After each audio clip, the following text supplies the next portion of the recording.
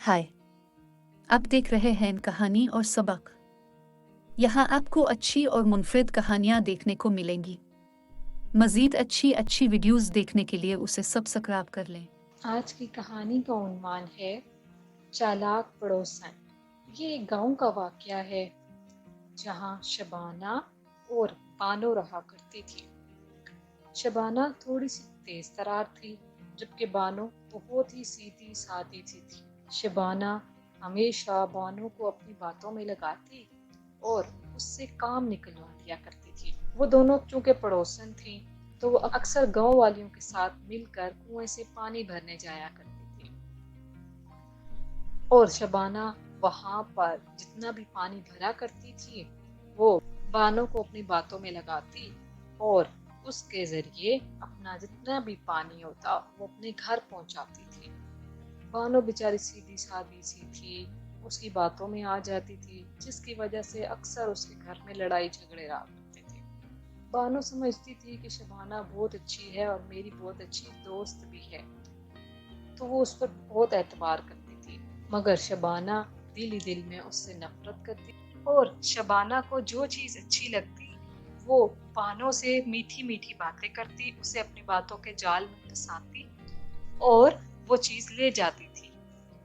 जब रात को उसका शोहर घर आता है, उससे पूछता है कि वो चीज कहाँ गई, तो वो बता देती है कि वो शबाना ले गई, जिसकी वजह से उसका शोहर उस पर बहुत गुस्सा करता है। कुछ दिन तो ऐसा ही चलता रहता है। अब उसके घर वाले परेशान रहने लगे थे कि इस शबाना नाम की बला से कैसे छुटकारा हासिल किया जाए।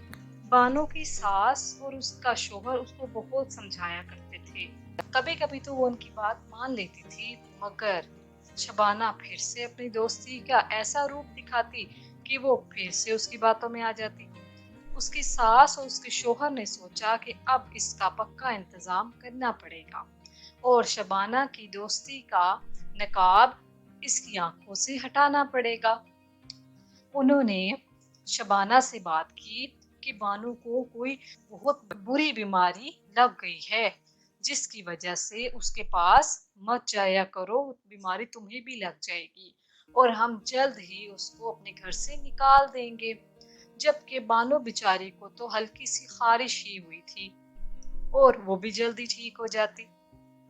अब शबाना जो है वो उनकी बातों में आ गई और डर गई थी।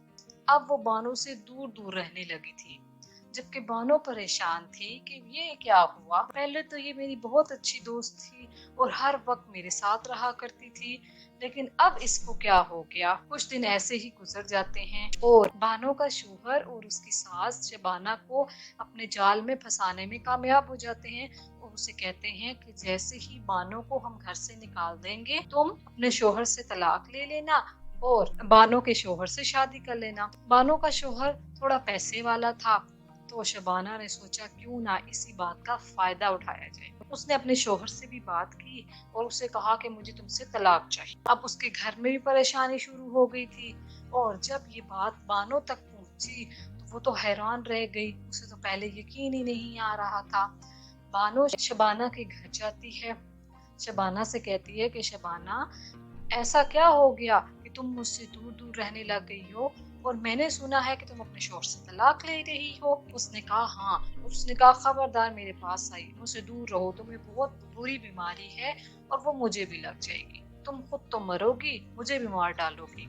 अब जब तुम मर जाओगी फिर मैं तुम्हारे शोहर से शादी कर लूंगी। इस तरह शबाना की सारी हकीकत बानो के सामने आ जाती है।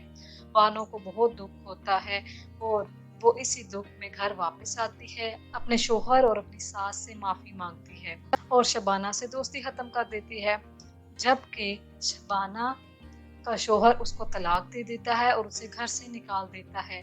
तो उसके बाद जब वो बानो के शोहर के पास आती है, तो उसकी सास और उसका शोहर शबाना को सारी हकीकत बताते हैं और उसके बाद वो बहुत ही परेशान और रोने लग जाती है और उसे अंदाजा हो जाता है कि मैंने बहुत गलत किया था।